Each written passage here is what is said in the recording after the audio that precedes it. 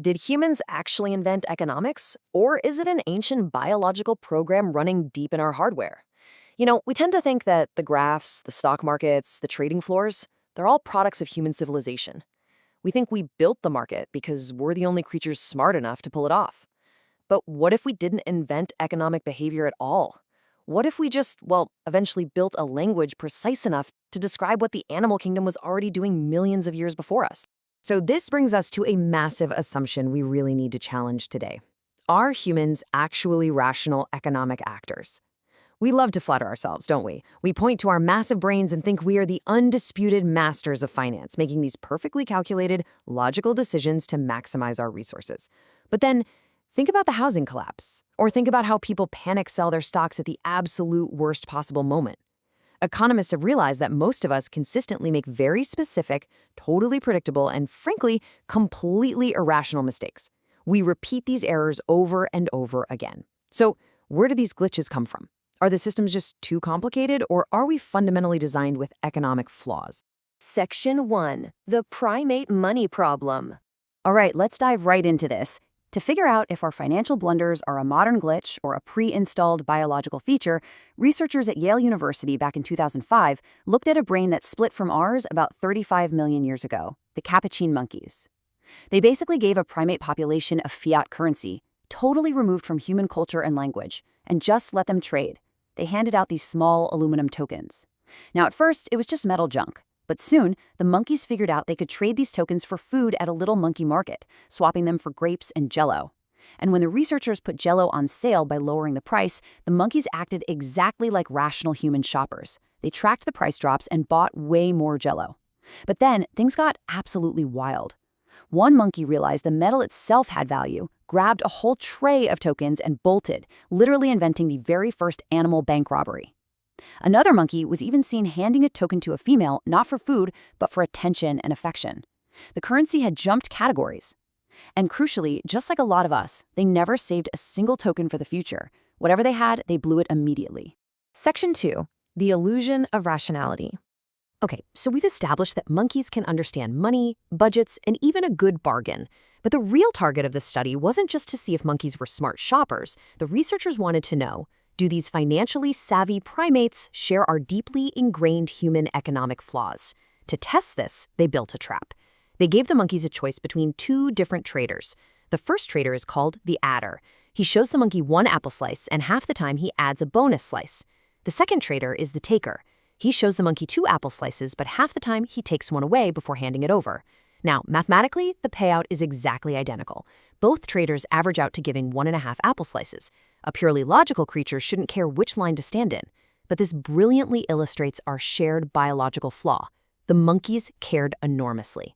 Just like human investors, they irrationally crowded the adder and completely avoided the taker. This monkey behavior brings us to a foundational concept in behavioral economics called loss aversion. Basically, it's this evolutionary psychological bias where suffering a loss hurts roughly twice as much as an equivalent gain feels good. It's exactly why a 10% drop in your retirement account ruins your entire week, while a 10% gain barely makes you shrug. Economists used to think this was just a bug in our education, something better financial literacy could fix. But absolutely nobody taught those capuchin monkeys to fear the taker. That intense fear of a dropping bank balance, it isn't a modern cultural glitch at all. It's a biological trait pre-installed in the primate brain millions of years ago. Section 3. The price of fairness. Now, if loss aversion is one main pillar of our irrational economy, our intense, mathematically illogical obsession with fairness is definitely the other. There's this famous experiment by Franz de Waal where researchers put two capuchin monkeys in transparent cages side by side.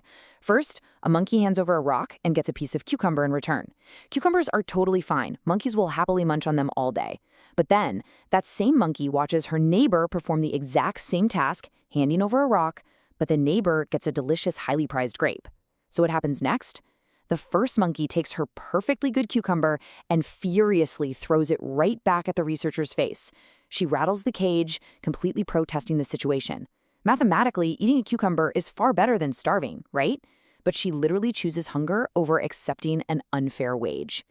There's such a brilliant observation about this behavior. None of them had a word for injustice, but every single one of them recognized it the moment they saw it. And this inequity aversion isn't just a capuchin thing. Chimpanzees will play what economists call the ultimatum game. If a trade is heavily skewed in the experimenter's favor, the chimp will flat out refuse it. They will walk away with absolutely nothing rather than accept a bad deal. Even ravens out in the wild will refuse a trade if they watch another raven get a better deal for the exact same item. They'd rather sit there empty-handed. Fairness isn't a human invention at all. It's an ancient evolutionary alarm system.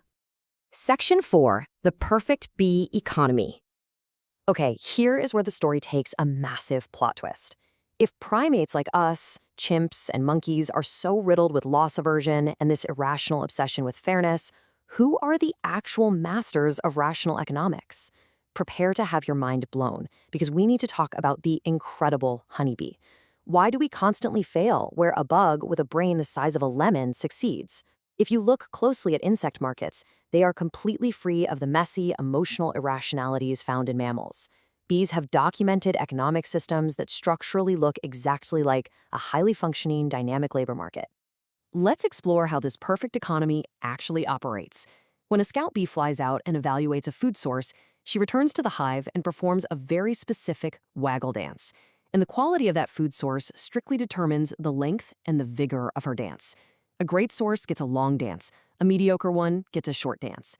The forager bees read this data and they perfectly allocate their labor proportional to the length of that dance. If a rich food source suddenly disappears, the colony redistributes its labor within hours based entirely on new dances. It is a flawless, dynamic, real-time labor market that adjusts to supply and demand instantly. And here is the absolute kicker. Zero bias, zero framing effects, zero loss aversion. The bees do not negotiate. They don't get jealous if another bee finds a better flower, they don't reject unfair offers out of spite, and they certainly don't overvalue something just because they're afraid of losing it. Because the bees are purely processing data, their resource allocation has absolutely none of the inefficiencies, the bubbles, or the market panics that plague human or primate markets. It is pure, 100% rational economic calculation. Section 5. Anonymity versus reputation. So, the absolutely crucial point here is figuring out exactly why the primate economy is so messy and irrational compared to this flawless, calculated insect economy. Why did evolution burden us with these financial flaws? Well, the primate economy is driven by social memory and fairness, where reputation is critical for survival. The bee economy, on the other hand, is driven by anonymous, real-time data. Bees have no individual social careers. The scout who found the food today isn't someone the hive is going to remember or evaluate tomorrow. There's no reputation to build, no social standing to protect, so the system runs perfectly clean. But primates, we survive based on complex, long-term social networks. We remember exactly who cheated us. So you start to realize that our economic irrationality, all these primate bugs, are actually brilliant social features. Primates don't live alone. We live in groups that require ongoing cooperation just to survive. If resources become too unequal, trust fractures and the whole group falls apart. So when a chimpanzee or a human rejects a bad deal and willingly takes a loss, they're actually signaling to the group, hey, I cannot be exploited. Punishing unfair trades builds a protective reputation that spans a lifetime. And what about that pesky loss aversion, that intense fear of losing what you already have? That preserves resources, because out in the wild, winter is always coming.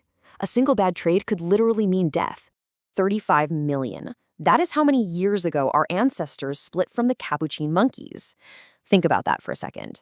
That means this entire primate economic operating system, with all its deep-seated fear, its intense craving for fairness, its hoarding, and its status-seeking, was built and running 35 million years before humans ever struck the very first silver coin or traded a single stock. We didn't learn money, we inherited the psychology for it. I really want to leave you with this final thought. Your financial anxiety isn't a modern glitch. It's 35 million years of survival. When you check your bank account after a hard month and it physically hurts, that's not just math. That's your ancient biology treating a number on a screen like a literal physical wound. We're operating a 35 million-year-old social survival engine inside a modern digital economy. So the next time you feel an irrational urge to panic sell, or you get furious over an unfair price, just ask yourself, is this me making a financial decision, or is this my inner primate just trying to survive the winter? Thanks so much for joining me for this explainer. It's been a blast, and we'll see you next time.